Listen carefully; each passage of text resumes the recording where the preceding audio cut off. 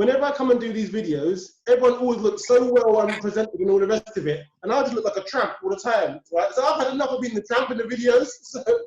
So now I'm trying to You don't look like a tramp. You look like anyone does when they're at home. But yeah, so this is my dressing gown. This is a dressing gown. Sick. Well, it looks pretty.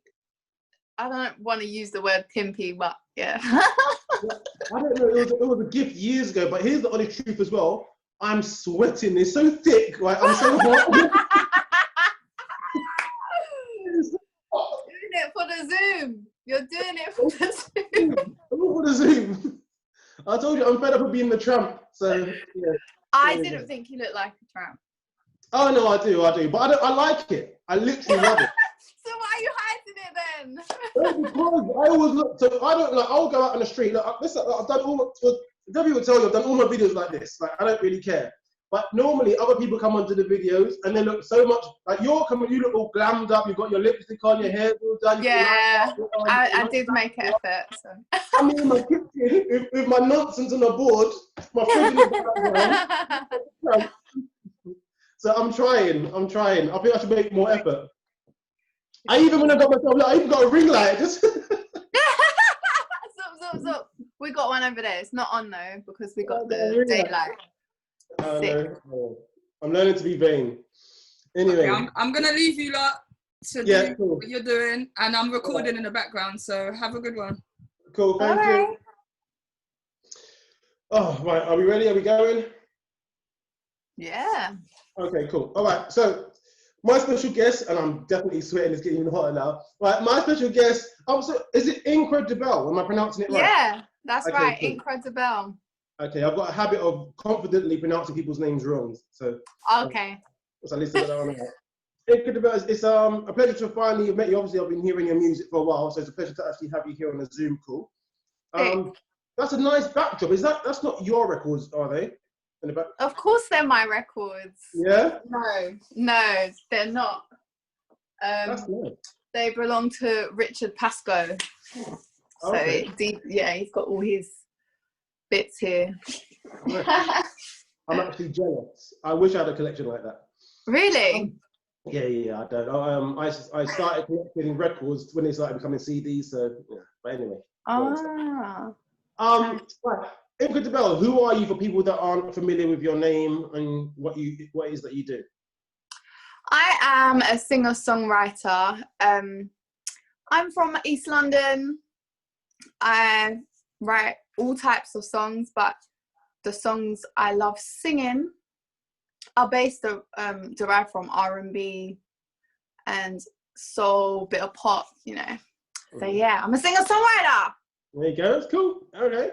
When did you get started? How old were you when you first put pen to paper, started writing some lyrics? I wrote things from I was a child, like poems and stuff. And my dad sings, and both my parents play guitar, so they would sing to me. So literally since I was little. But I took it seriously just after I finished sixth form. Okay, all right. So your parents, do they sing? Have they put anything out? Have they got any music out there? No, they haven't. My dad would love to put records out. He's talking about recording soon. But yeah, they haven't at the moment. But my family is very musical. Would you ever record anything with your mum or dad or both? Yes, 100%. I would. I would. My family's musical, so like my cousins sing, rap, play bass. One of them plays bass for Craig David. My uncle plays bass for Omar. It's just like, yeah, everyone. So we all want to record, man. It's been a while. That's so how come you haven't done it yet? Pardon? How come you haven't done it yet? What's holding you back? When I say there's a lot of us, you know, when there's so many of you, so there's probably like, say there's about 17 of us that are musical out of the 100. Yeah. My family's big and we're all really close. But so it will be coordinating schedules. It has to happen soon. I got a studio at home now, so me and my dad have to write when we listen to each other. So how many siblings have you got then? Brothers and sisters? I got 5. Wow. Okay. Yeah, including myself. Okay. What was that like growing up then? Was it a fun household? Was it a noisy household? Was it Definitely both. Noisy, fun. There's fights and there's more arguments than fights. Yeah. Coming from a kickboxing family, we know that we shouldn't fight. Bloody hell. But then if you're frustrated, there's been fights and like lots of pinning down, wrestling type things. So who were the That's amongst kickboxers? the siblings. Like we don't fight my parents. Who were the kickboxers? It can't be you. Yeah, well, I'm the second least involved or third least involved in kickboxing. My parents were kickboxers and that's how they met. So really? Yeah. Wow, that's mad. Yeah, so they met through kickboxing and then they went on to be champions, world champion and British champion, European champion, all of that. Hold on, so your mum was a world champion kickboxer and your dad was a world champion kickboxer? My mum was European champion. Wow. And my dad's world champion more than once. That is crazy.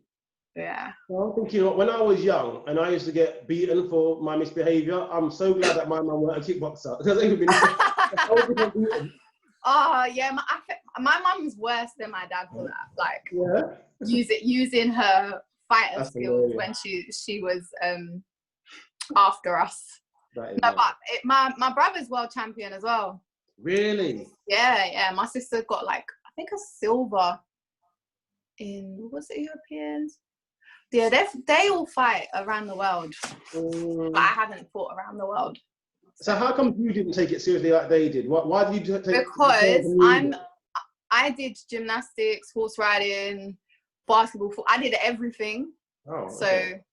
whereas my brother, he was the only boy. He's the only son. So my dad's like, you're coming to the gym to do kickboxing. And if there's anything else you want to do, like football or whatever, you can do it. Just make sure it's not on our training days. Yeah, wow. So they each had a taster of gymnastics, but I'm the one that did it for the longest. Yeah. And they all kind of only ever did 1 or 2 sports, mainly one, whereas I did about 7. That's why. Are you still quite sporty? Do you find the time to do it? Yeah, because that's how I like to keep active and fit. Yeah. Right. So obviously we're in lockdown now, but when I'm not, I'll either go kickboxing, I'll go play basketball. Yeah. I haven't been to the gymnastics club in a couple years. Yeah. But I'll still do little bits of gymnastics wherever I am. Because that was my next question, because I like to do a little bit of sports, but with the lockdown as it is, I've just found the only activity I do is walking from my living room to the kitchen to the fridge, back to the fridge again. That's literally all I do now. So how are you finding it? Like, seeing that you like to keep yourself active, how are you keeping yourself occupied? Yeah. Well, luckily, when I'm at home, because I'm at the studio now, but when I'm at home, we have a running machine because we're a sporty family. But actually it belonged to my cousin and he didn't have nowhere to put it, so he gave it to us. So we have a running machine, and then because my brother is on the Great Britain Taekwondo team, he's come and stayed back with the family. He's moved back from Manchester. The Great Britain Academy sent him a brand new bicycle, like an indoor bike. So people have been using that and the running machine. And then we have like resistance bands and all that. And then of course, because we're fighters, we have like pads and gloves. So everyone's been doing pad work in the garden with my dad because he just trains everyone. Apart from, I haven't been able to do pad work because I had nails. And when they're like this long, they come off now. But when they're long, you can't wear the gloves. Okay. All right. So you're really actually sporty and musical family, multi-talented family you got there. Yeah, man, we're blessed. We're blessed. Okay. But they work so let's hard. talk more about the music that you got going on. I'm really sweating, but I'm not taking the hood off. Take it off. Take it off. No, I'm not. I'm refusing now. I'm being vain like everybody else. In terms of your music, so I first heard of you with a track called Nah, and I'm always you heard it from back then. Nice. How early or how late into your career was that? It's late. How late into my? I feel like my career is still starting, but I've been going for a while. Like, yeah. It was my first official single that I put together and released and did like a promo push.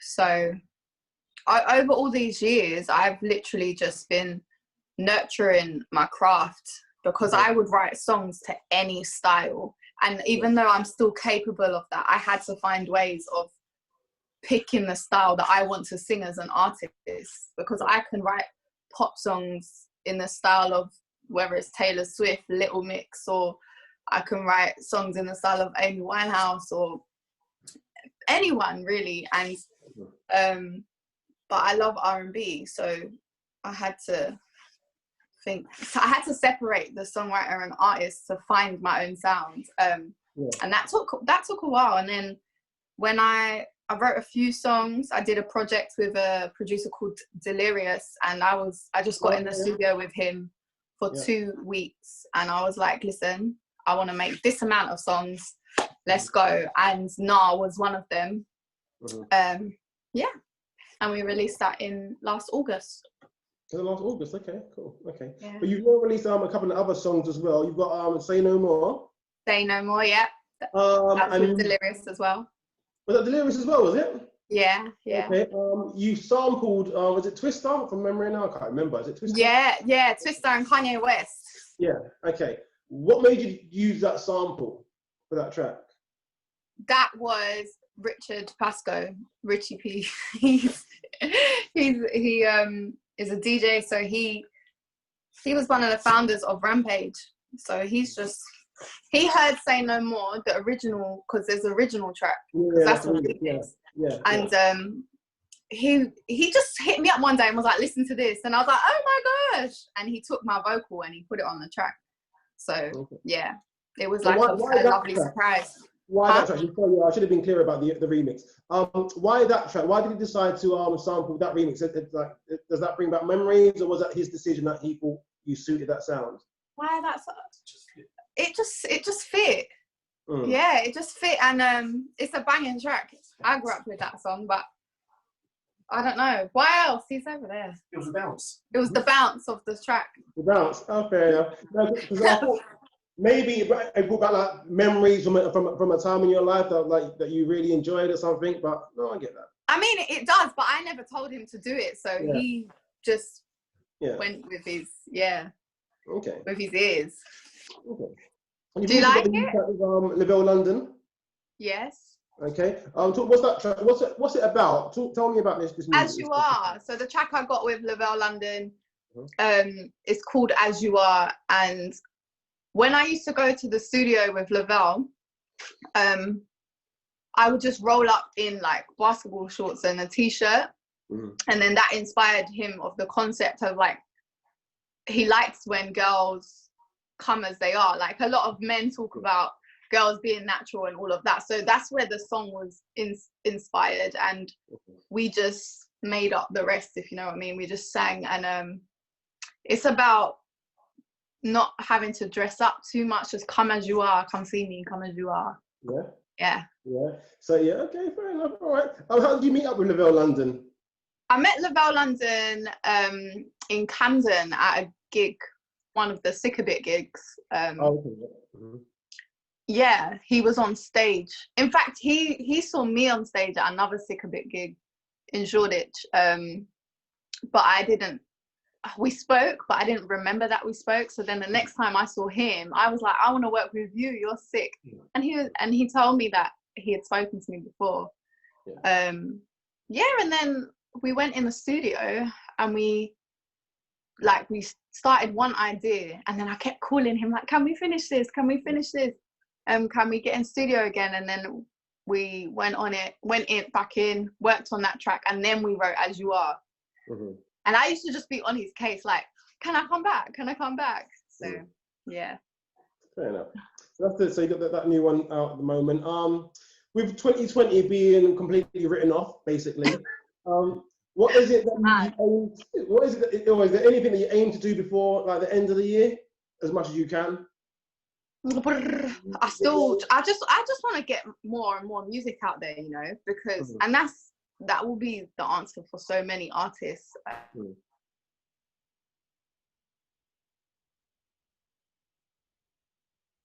You're frozen. So what did I ask? I can't remember now. Oh yeah, with 2020 almost being like, you know, in the bin. Yeah. Anything that you're going to try and do before the end of the year? Anything you got planned to do, as much as you can? I mean, my goals this year were to perform and get into like my first festivals and do even more and more shows and school tours. So because that's been flipped on its head, we have to find ways of creating at home, innit? So I definitely want to do some like live shows and live concerts. And I was talking about how I want to record an album in the next couple of weeks, even though that wouldn't be my next project because I've got a project to come. So while I'm still in quarantine, I don't even want to come out of quarantine yet. I'm not ready. I'm loving it. I'll tell you what, it's brilliant. I feel so free. Exactly. This is how I want it. Because I just get to do what I want to do. But you must miss elements of it, like going out. And what would you normally be doing, like other than the training? I go out to eat. Yeah, you're a foodie? I'm a foodie, massive foodie. So I miss going out to eat. Sorry? I said, as you exercise so much, you can get away with it. Yeah, sometimes. As soon as you don't exercise, that's when I put on my weight. Oops. Because I love cake. I love cakes. I love food, man. But yeah, so I miss going out to eat. I miss just seeing random friends, not random friends, but friends randomly. And being able to go to the gym or to the park to play basketball or whatever, those things I do miss. But and I miss children. I really miss children. Like my nephews and nieces, I can't see them, and that's a big thing. Like I miss family. Fair enough. All right. Fair enough. A lot of people make any excuse not to see the children because they drive them mad, but that's fair enough. Nah, man, not me. I'm a child. Yeah, I'll play with the children all day. Yeah. You said before, while you were talking about potentially making an album, you also said that you have a project in the works. So this can be my last question. So what's this project that you've got that's in the works at the moment? So like over the last couple years, I was writing and recording a lot of songs, and it was just about picking the right ones, getting the right ones finished. So I've released Nah, Say No More, As You Are. I've got another one coming called Stay With Me with Ryan De La Cruz. I actually did, I featured on Mumsy Stranger's song, which was called Stay With Me. Yeah, that's done really well. That's got almost 500,000 views on YouTube. Wow. That was his track, Mumsy Stranger. And then, yeah, so I've got another single coming out featuring Ryan De La Cruz. And I've got more songs that I want to just pack into an EP. And yeah, then it will be my next project. Because I've just been releasing singles gradually at the moment. Yeah. So I'm ready to up the gears. All going well, when would you expect or hope to have that EP come out? What's the date? What's the date today? I don't even know. 18th of May. Yeah. Maybe end of June. Really? Well, okay. Yeah. All right, cool. That would be the one that's supposed to be coming. As for the one that I want to record now, I don't know when that will be coming. Cool. All right. Listen, Inkra Debelle. Before I go into it, your name has got a special meaning, apparently, right? Yes, it means ink of beauty in French, or ink of beautiful. That's your real first name, Inkra? No, it's not. Oh, okay. All right. Yeah, I just came up with it from the word incredible. Mm-hmm. And I don't know, it wasn't a special story. I was sitting there, Yeah. God placed the word incredible in my head, and I decided to break it up. And I was saying, incredible, incredible, Inkra Debelle. Oh, and then I went and asked my mum, how does this sound? And then she told me that encre, because I kept saying Inkra, she said it means ink in French. And I was like, really?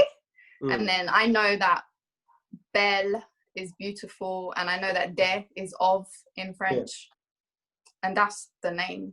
So it means like beautiful writer, really. Yeah. So I made it up. I'm so lame. I didn't even put the Inkra Debelle bit together. Like I didn't. Yeah.